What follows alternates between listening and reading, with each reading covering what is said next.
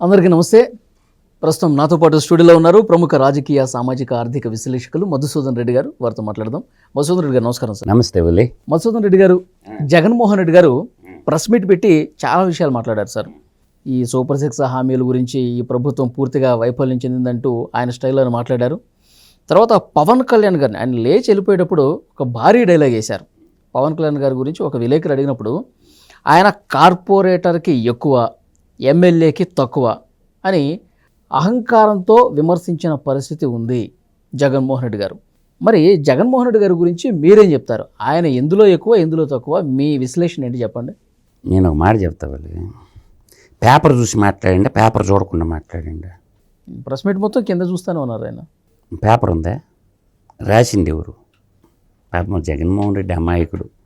రాసినవాడు రాత రాస్తే వాడు తెలియదు కదా ఏమి రాసిండి అదే రాస్తుడు. అది తెలిసింది ఒకే విద్య కదా జగన్మోహన్ రెడ్డి. చోరకళ తప్ప ఇంకేం తెలియదు. నేను అనేది ఏంటంటే చింత చచ్చినా పులుపు చావలేదని ఒక సామెత ఉంది తెలుగులో. ఏంది? చింత చచ్చినా పులుపు చావల. ఇది ఒక మంచి సామెత కదా తెలుగులో. సో అది బాగా నేను ఇప్పుడు చెప్తా. ఎవరికి ఏది ఎక్కువ, ఎవరికి ఏది తక్కువ క్లారిటీగా I will explain to you all of the Telugu people. క్లియర్ఫుల్గా ఏనండి.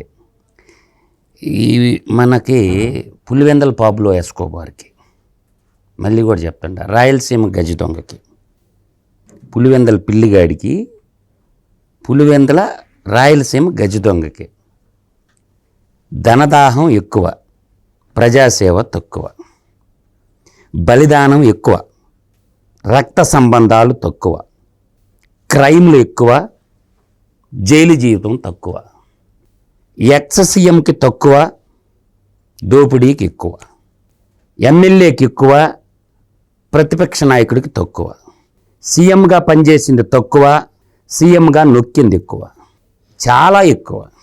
తర్వాత బైబిల్ జ్ఞానం తక్కువ, బూతుల జ్ఞానం ఎక్కువ. అర్థమైందా? ఇంకా చెప్తా.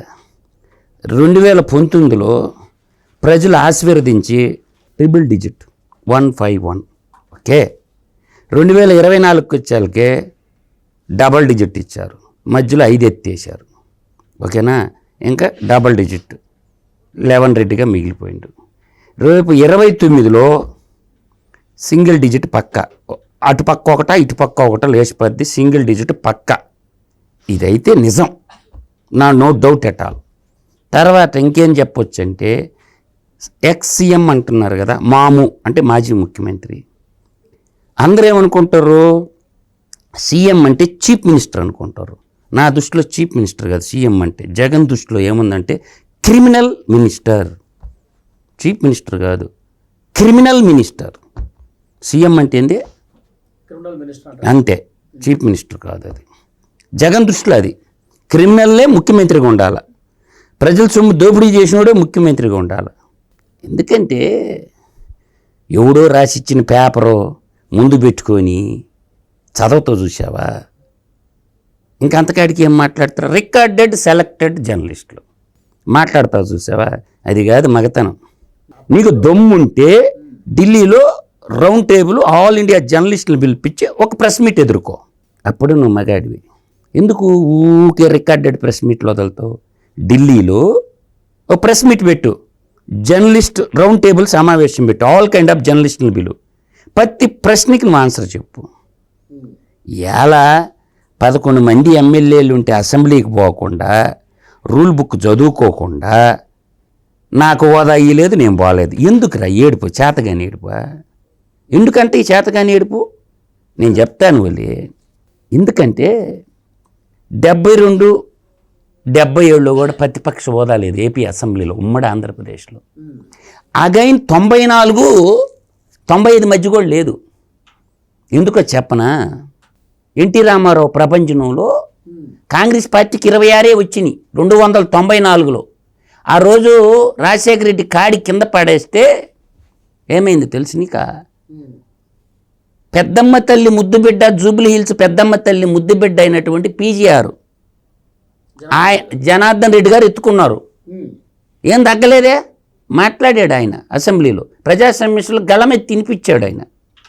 అంటే చేతగాని చావజచ్చిన మాటలు మాట్లాడకూడదు ఎవడు కూడా. హోదా ఇస్తేనేంది ఈగిపోతేనేంది, నువ్వు పోయి మా అసెంబ్లీలో కూర్చొని మాట్లాడు.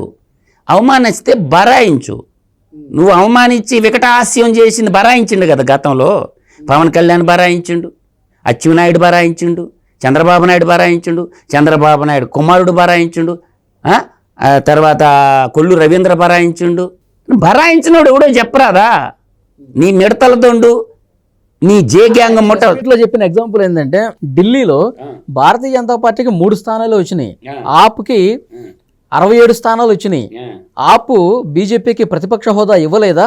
వాళ్ళు ఏమైనా నంబర్లు చూసారా? 10% చూసారా అని మాట ఎగ్జాంపుల్ ఇచ్చాడు. ఇప్పుడు బడికి పోయినోడు చెప్పొచ్చు, బొలుపు మాటలు మాట్లాడోడికి ఏం చెప్తారు? అర్థం కాలా? అడుక్కోవటమేంద్రా బాబు, ప్రజలు ఇస్తే తీసుకో, అది తెలీదు. ప్రజల్ని ఎర్రి పుష్పాలు చేస్తుండ్రు. అసలు ఏం చేయలేరు. హైకోర్టు జడ్జి గారు కూడా ఏం చేయలేరు. సుప్రీంకోర్టు జడ్జి కూడా ఏం చేయలేడు. Speaker one kind of judge. Speaker నిర్ణయం ఫైనల్ అంతే. చదువుకోరా బాబు, బడికి పోయి ఎవరన్నా పొలిటికల్ సైన్స్, మీ గురువు గారు ఉన్నారు కదా ప్రొఫెసర్ నాగేశ్వరరావు, అడుగు రూల్ పొజిషన్ చెప్తాడు నీకు. ఎవడు చెప్తాడు కబుర్లో? 5వ లోక్సభ, 7వ లోక్సభ, 8వ లోక్సభ, 16వ లోక్సభ, 17వ లోక్సభలో లేదు ప్రతిపక్షం, పార్లమెంట్లోనే లేదు. ఏం వాళ్ళు బాలా నాయకులా? రాహుల్ గాంధీకి ఉన్నదా మొన్న ప్రతిపక్ష హోదా?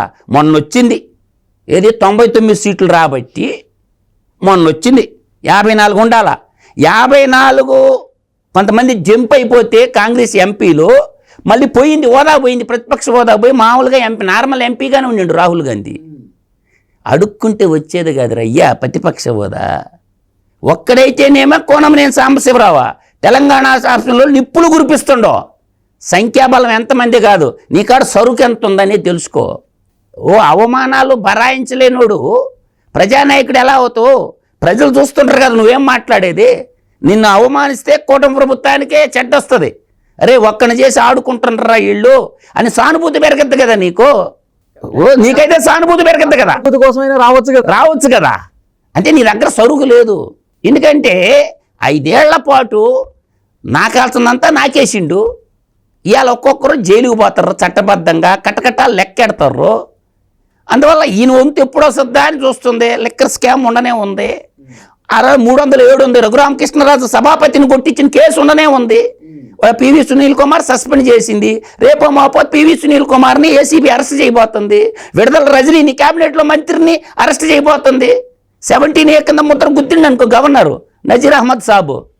ఏంది నీ మీ విడుదల రజని పరిస్థితి? కట్టకట్టాలి లెక్కెట్టాల్సి ఉంది. అంటే నీ నెంబర్ ఎంత?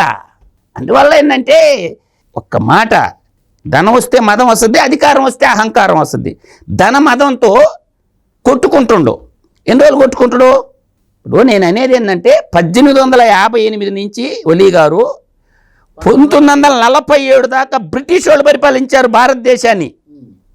వాటి హిస్టరీలో చూస్తే ఎన్నో చట్టాలు చేశారు మనకి.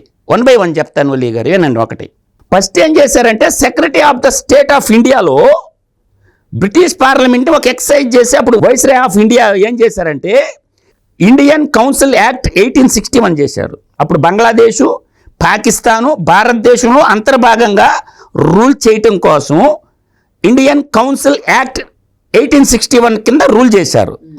దాని తర్వాత ఇండియన్ కౌన్సిల్ యాక్ట్ 1892 చేశారు. ఓకేనా?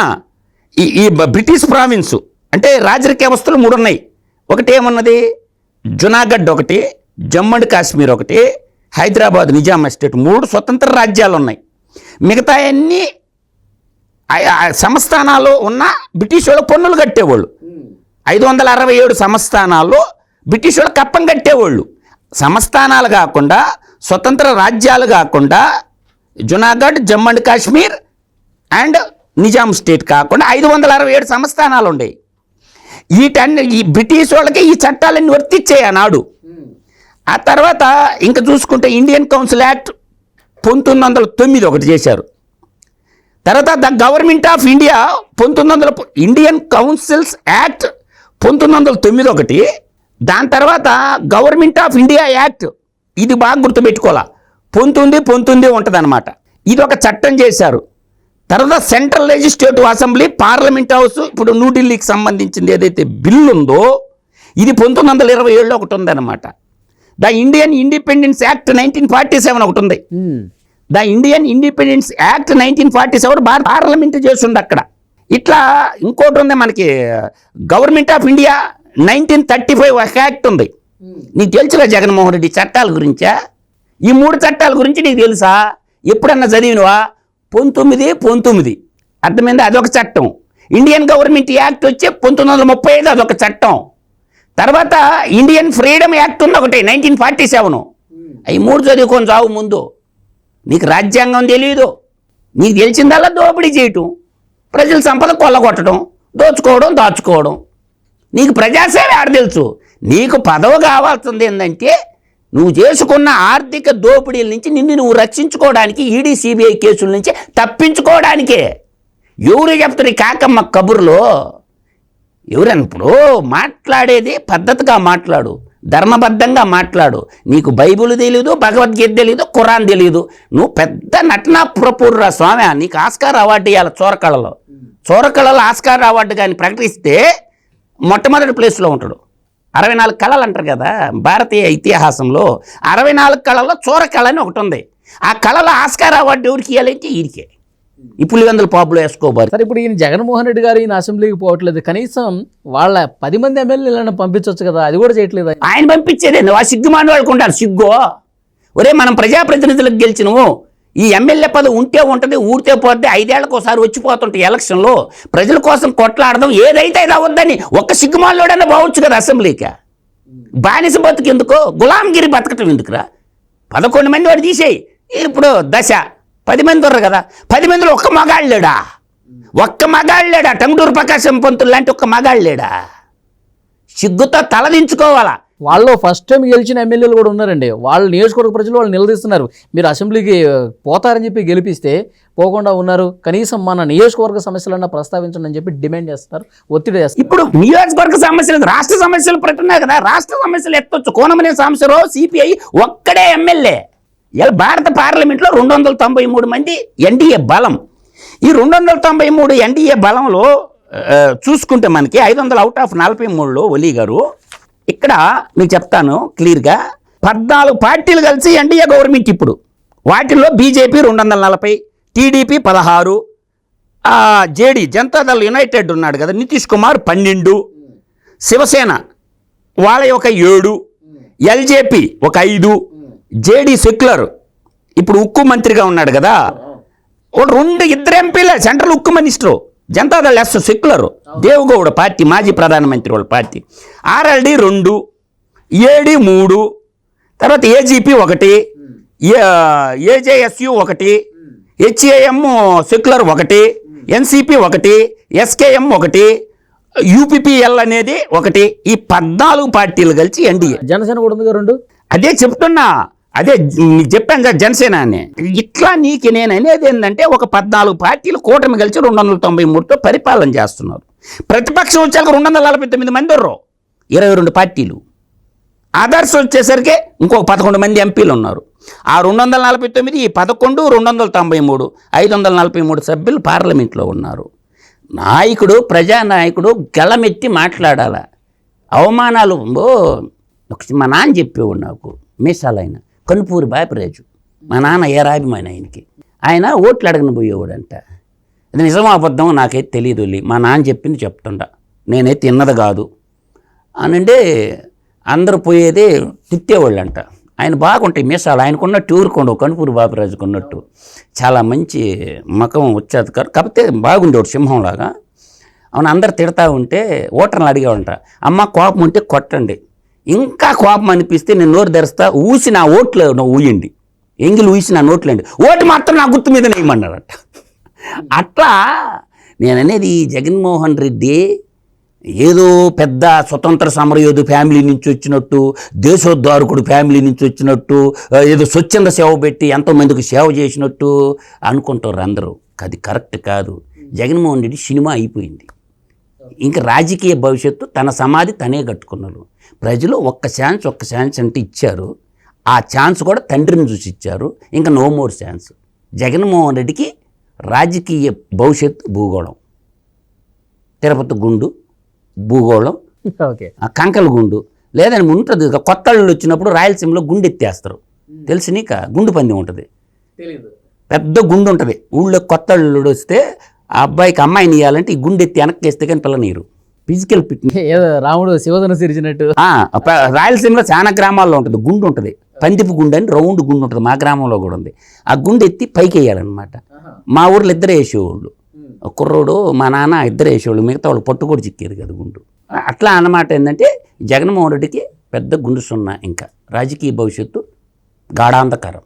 చూద్దాం మధుసూదన్ రెడ్డి గారు తన తీరు మార్చుకోవాలి, ఇంకా అహంకారం తగ్గించుకోవాలని చెప్పి ప్రజలే మాట్లాడుకుంటున్న పరిస్థితి ఉంది. మరి ఆయన మార్చుకుంటాడా లేదా చూద్దాం. మళ్ళొకసారి మనం డిస్కస్ చేద్దాం. Thank you very much. నమస్కారం అలీ గారు.